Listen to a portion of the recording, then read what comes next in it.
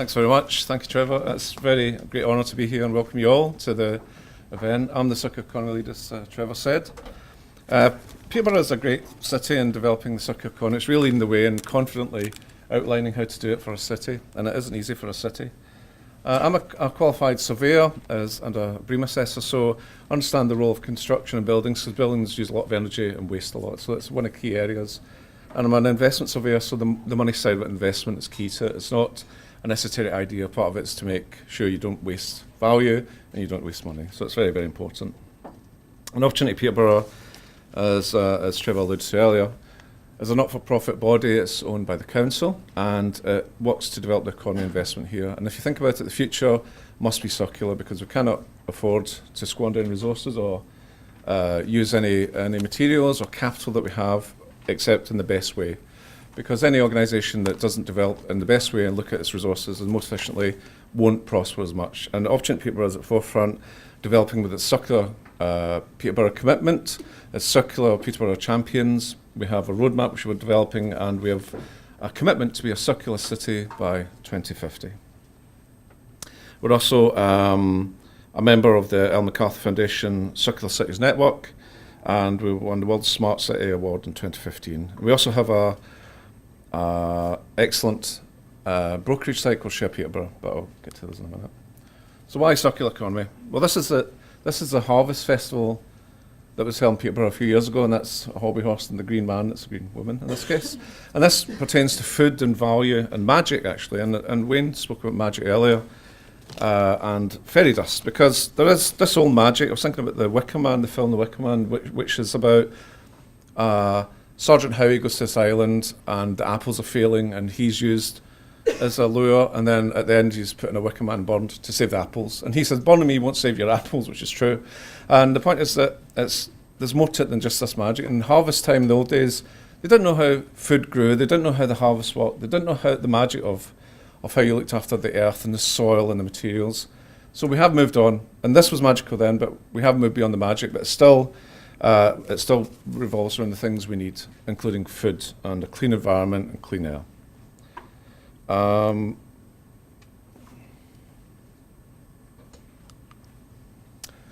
This is an illustration of the demands the Earth places on what we have. Finite Earth, and one amount of resources. We have regenerative resources as well.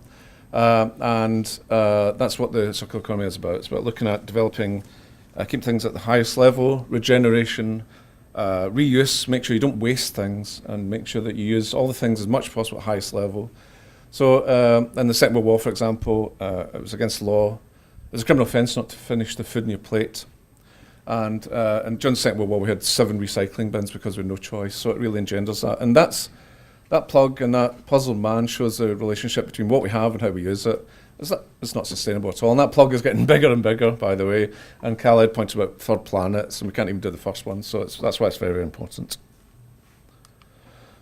And it really is indispensable. And this Accenture strategy was spoken about earlier.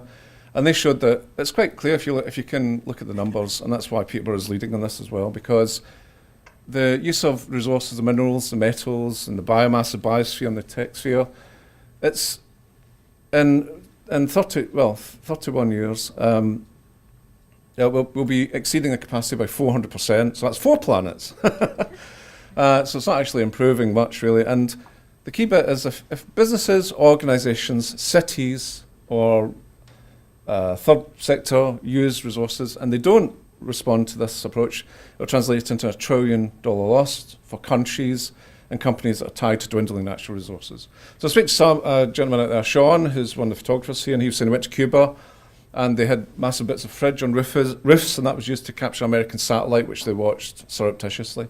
So that's a good example of resource efficiency and inventiveness and innovation, which is what it's about. And in terms of Peterborough, what we're looking at is we're looking to develop the ecosystem, the innovation area, and the signal and the mechanism, and enable this to happen, because as people have been saying, it doesn't happen by magic. It actually is a rigorous approach to the best approach to using our resources, and means jobs, prospering business, growth, and more business rates, so there's more money to develop the city and support our inhabitants and citizens and visitors. The DEFRA strategy underpins it.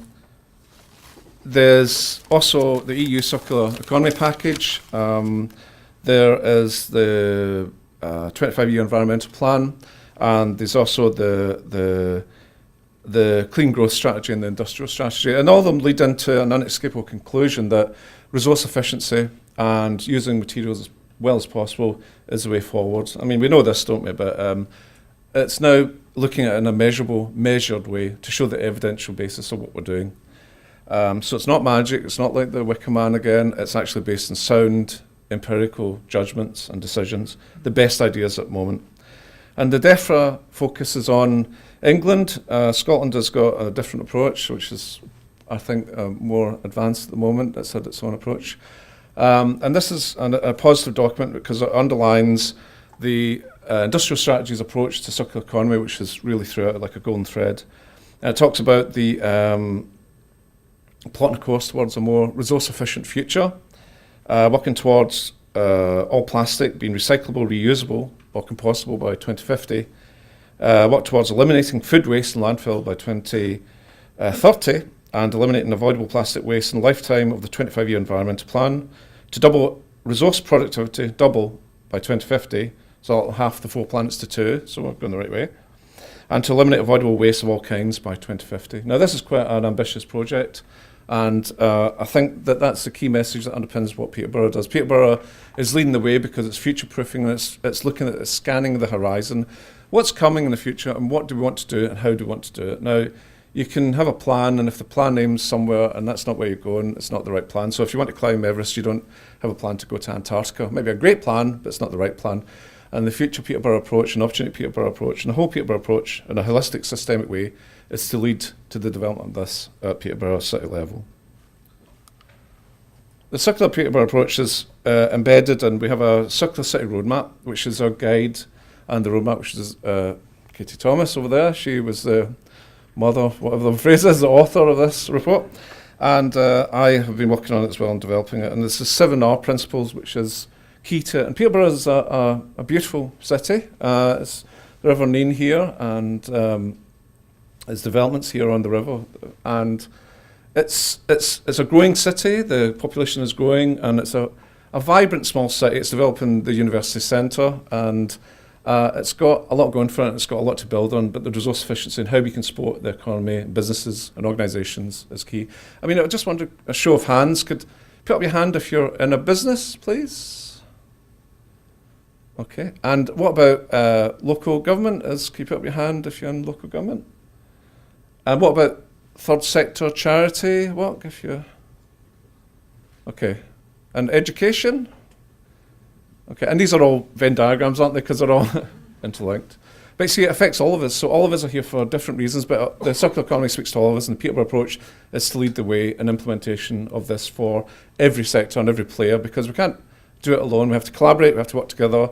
And it's, despite what Stephen was saying about the data, it's complicated. His neural networks, it's not as simple as that. But we're leading the way, I think, and working on it. We're a Future City Demonstrator. We are very fortunate enough to be granted money from Innovate UK 5 or 6 years ago, and Trevor has been leading the way since then, which is to show also how it works with smart cities and Internet of Things. So the harnessing technology, harnessing innovation to make this happen is key as well, because there's no point using old technology to try and look at new developments, new ideas. Won the Smart City Expo Award, World Congress 2015, which is a fabulous honour. And that's to do with Share Peterborough as a brokerage site. And the Share Peterborough is a brokerage site which is to develop a sharing part of it, so the redistributive sharing part of the circular economy, which is key. And it's the 7 Rs, which are recover, redesign, repair, share, reuse, remanufacture, and recycle. And these are all the elements of the value chain of the circular economy. You all know what they are, but it means that we use things at the highest level all the time, and we don't squander anything. So we don't talk about shredding materials and electronic materials and electrical materials in landfill. The whole idea is to look upstream and make sure from the start you don't produce the waste, or you minimise it, or you eliminate it where you can at each part of the supply chain, the value chain, and there's no value leakage. So value leakage means money wasted, and nobody wants that, because that means lost jobs and lost business. It's the roadmap I spoke of, which is a fantastic document. It's working towards a monitoring framework towards 2021, which is what we're doing. We've been in discussion developing about metrics and measurement of it, and that's going very well. It's very interesting. It looks at various sectors which are key to it, and the UCL report talked about, showed us measuring the circular economy. It's of developing an indicator set for opportunity Peterborough, and that showed that the value of implementing the circular economy in Peterborough would be equivalent to about up to £105 million per year saved. Now that's £105 million per year that can be used on beneficial things. And so it's very, very important. And the indicators are, they're all relevant to the wider holistic systemic vision. That's the whole point, to do it in a whole coherent way. I mean, Jill was talking about apps, you know, this is like the one approach. So you've not got thousands of apps and thousands of approaches. This is one consistent, strong, powerful, inspired way, and that really has got integrity and supports what we're all doing. It looks at these, we look at and supporting these areas because these are all key to the circular economy. So food, drink and agriculture, which is key, of course. Buildings are massive, they use a lot of energy, embedded energy, they produce a lot of carbon, and people use them in bizarre ways. Manufacturing is key because manufacturing is pretty good because it's usually a vertical supply chain, but it produces a lot, obviously. Mobility and transport, of course, we know about air quality and how to change that to electric vehicles and so on. And education, because the dissemination and the pedagogical side of developing the understanding of this is key. If you don't know how to do it, you can't actually do it, so that's part of what we do as well as an ambassador. And one of the things I was looking at, sugar beet, because sugar beet is this area produces a lot of sugar beet, and British Sugar is part of AB Agri, which is based in Peterborough, and they produce silver spoon sugar. And I chose sugar because I'm Scottish and I love sugar. And people think sugar's evil, but we all sort of consume it, and it's vital, and it's amazing stuff, really, you know. So, and this is an illustration. Now, I went through information from AB Agri, writing down my thoughts and how it did it, and then I spoke to Catherine Wheatman, who's over there, and she says, I've got a great slide, and so that's her slide. So that's saving me. But if you look at this, now this is one British Sugar slide. Sorry, yes. But Catherine shared it with me. See, circular. There we go. Yeah. Now look at this. This is sugar beet. It's one input, and look at all the things that it produces. It produces It produces sugar. It produces Limex, which decreases the acidity of soil. It produces animal feed from the pulp of the material. It produces what's it say? Yep. So topsoil and stones from the dealing with the beet to separate it. It produces betaine and raffinate, which is betaine is a cooling thing for chickens as well, and raffinate is a feedstuff for them. Bioethanol, vinasse, which is a kind of molasses, which is used in energy production. It produces liquid CO2 to make fizzy pop, which reduces the greenhouse gas emissions. And the residual heat from the evaporation, after the combined heat and power has created the energy, the water goes back in, and anaerobic digestion produces energy and methane, which goes back in the CHP. The electricity goes out, and the electricity is provided to the grid. Now, in this model, 1% of the resource is wasted, and it's unavoidable. So you use absolutely everything. And the key thing is that's one input. So at a city level, magnify that by the number of transactions in a city, and that gives you an idea of the complexity. And we are trying to look at the future of circular cities and analyse this using this idea of resource closed-loop efficiency at a massive city scale. This is a New England project, so the social side of it is very important as well. This is an organisation, a charity that reclaims disused buildings while they're disused until they're actually used, and it gets the lease and it uses it for the community. So it develops education, how to cook for local people, and it uses the resources in a totally circular economy way. So any materials in the buildings it reuses, it actually uses Share Peterborough, and it receives things in the same model, in the sharing way. So the whole point of it is this kind of model, which is a social enterprise model, not-for-profit, charity sector, also supports all of it because it inspires and it supports the local community, and that's also what a city wants to do. It wants everyone on board to do this because it's the best way. I won't speak much about this, but the Circular Economy Standard for businesses is a good inspirational document to look at local businesses and how they can do it. Trevor will speak about this later because Trevor has really strong interest and support of the British standards. But it's a really good, it's got a number of different approaches to look at it. I'll just mention them. it talks about the sort of the elements that you can look at a business, and you can look at a city in the same way. So you can look at the dematerialisation, the life cycle extension, the recovery of secondary raw materials and product as a service and servitisation. So it covers the elements of circular economy which we are familiar with, but it's the first one in the world to actually create a standard about it. So it's a good thing to be proud of in terms of British development. It shows we are leading the way. And Britain is actually, the United Kingdom is the second best circular economy in Europe as measured by the European Commission. So we are very serious about it as a country. And we are seeing that resources are finite and we need to use them, so we need to decarbonise as well.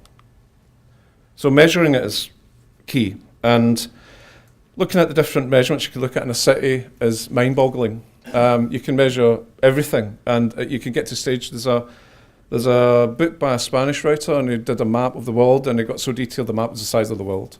And you can get to that stage, and before you know it, you're drowning in data and blah, blah, blah.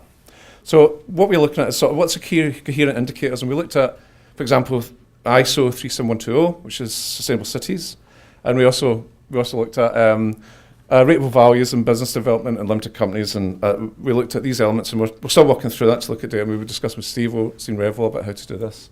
And it's key, that's key, the metrics and the measurement of key is key, and that's what we're trying to develop as well. We've got the circular city maturity model, which is a gap analysis to show where cities are and where they want to be in, and I will share this about, so because run out of time a little bit. And we have the circular champions, which support it. And this is great credibility, it shows what we do. Caterpillar Perkins, Tim's here from there, they do have a reverse supply chain of the engines, which is fantastic. Skanska, excellent circular economy credentials, because they know that resources are the basis of their income and their development and growth. They know it, and they're doing it in a business way. Also strongly supported by the council and other organisations, which I remember, Recoup, there's a lady here from Recoup as well. So, and the Alia Business Centre, which is an excellent green building as well. We're also a member of FORCE, which is a European project. I went to Hamburg in October, and Peterborough is seen as a model of how to do this, so it's an excellent reputation, and Britain is seen as very, very good, and we are one of the circular cities that are in the FORCE project. And the World Economic Forum has cited, Peterborough's work as world-class and world-leading and inspirational and very good. So if the World Economic Forum, which is on just now in Davos, is saying it, I think it's a great testament. That's it. Thank you very much indeed.